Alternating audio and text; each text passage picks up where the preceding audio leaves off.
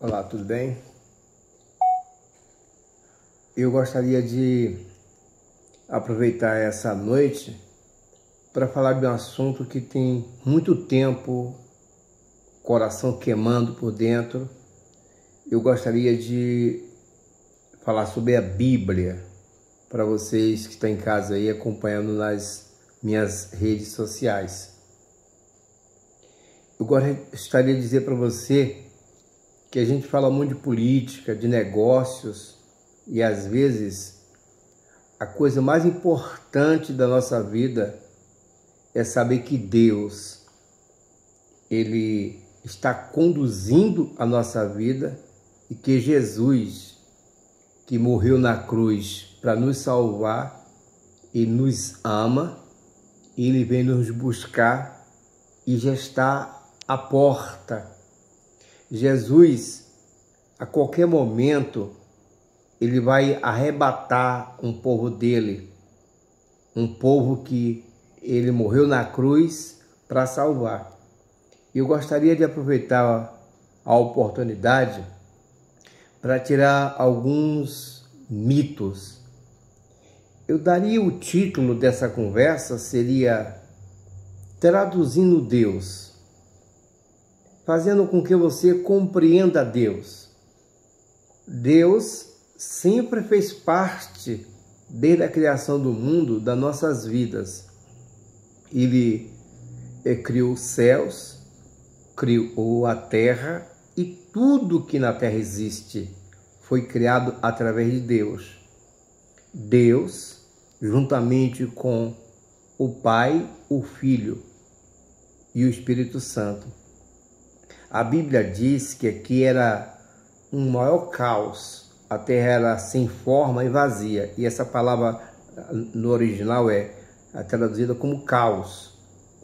E o Espírito Santo, já antes da criação do mundo, já pairava sobre as águas. É sinal que tinha água antes da criação do mundo. E Deus, Ele com a Trindade, Jesus já existia. E Jesus, em João 1, verso 1, diz que Ele é o Verbo de Deus, que nada do que existe no mundo foi feito sem Ele. Então imagine só, a Trindade é eterna. Você pode perguntar assim, quando é que Deus nasceu, quando é que Ele existiu? Não, Ele não existiu porque Ele nunca deixou de existir. Deus é eterno, Ele sempre é, sempre houve, não existe nada antes de Deus. Depois de Deus que foi feito todas as coisas, e ninguém fez Deus. Se você pegar o Aurélio, o dicionário, e perguntar a palavra Deus, está escrito assim, aquele que auto se gera. Então Deus se fez, e depois que Deus se fez, Deus fez todas as coisas.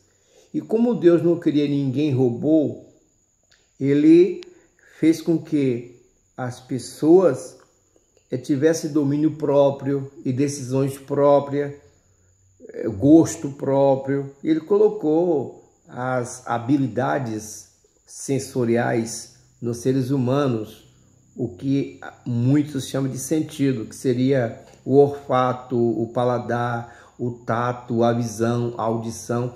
Esses 5 sentidos Deus colocou no homem para que ele mesmo tomasse as suas decisões, para não ser um robô. Mas ele criou o homem, uma matéria da natureza, da terra, e soprou um fôlego de vida que é o espírito do homem. Esse espírito do homem, por ter vindo de Deus, ele tornou-se inteligente, capaz de tomar as suas próprias decisões, igual Deus toma a decisão. O ser humano é a semelhança dele, toma as suas próprias decisões. E esse é o motivo de que Deus colocou essas habilidades sensoriais para que a alma do homem governasse. Esse corpo aqui é somente uma matéria, que pode ser qualquer cor, branca, preta, gorda, magra, isso não importa. Porque Deus trata com a comunicação, com a inteligência do ser humano, que é o espírito do ser humano, que é o fôlego do ser humano. Só que o homem é dominado nessa tricotomia, onde ele também tem uma conexão entre as suas emoções, que é a alma, entre a sua inteligência, que é o espírito, e ele preserva, ou não, o seu corpo físico. Porque esse corpo aqui ele vai ser transformado quando Jesus vier para um corpo glorificado, um corpo igual o próprio de Deus, que Deus sem pecado. Jesus Cristo teve um corpo igual ao nosso, porque ele veio com um corpo de um pecador. Embora não tenha pecado, mas ele largou toda aquela glória, o corpo glorificado, e ele veio com um corpo simplesmente humano. Sofreu nesse corpo humano, ele passou por todos os problemas que todo mundo passa, tentado em todas as áreas, tentou-se em todos os sensores da sua alma, ele foi tentado, porém não pecou, porque dentro da origem de Jesus, a gênese dele não foi de Adão, foi do Espírito Santo gerando na Maria, e ele gerou-se sem pecado, embora num corpo pecador, que é o corpo da Maria, e quando ele nasceu, ele veio num corpo humano sem pecado.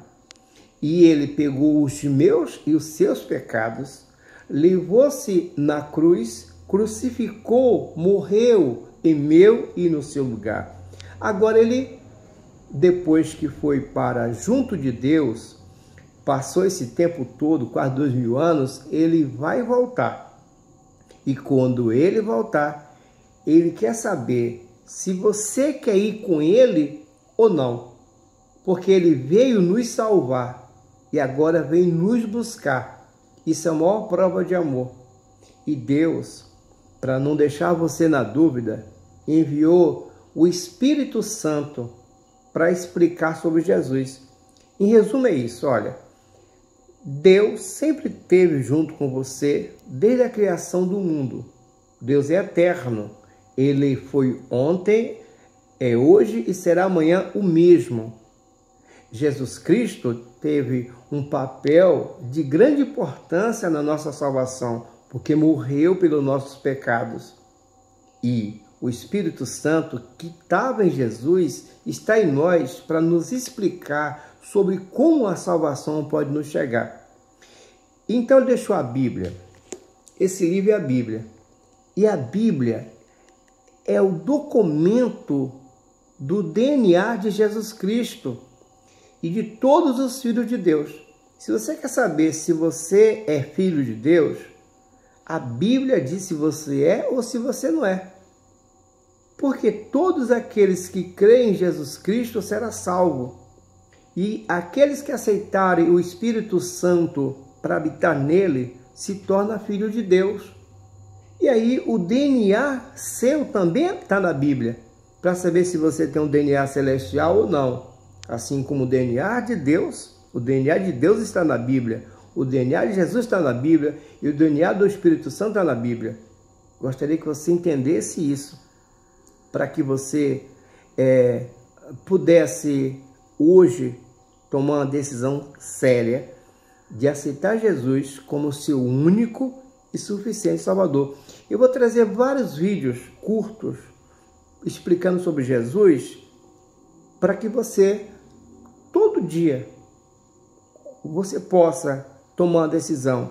E eu vou tirar dúvidas sobre a Bíblia, para você não ficar preocupado com essa ruma de doutrinas que eles tentam criar para vocês. Só vai valer o que a Bíblia diz. Você é o que a Bíblia diz que você é. Você tem o que a Bíblia diz que você tem. E você pode o que a Bíblia diz que você pode. O resto é tudo conversa de seres humanos tentando arrumar um jeito de ganhar você. Eu venho com outro vídeo falando sobre como você não deve ser enganado através de ninguém. nem de pastores. Me espere.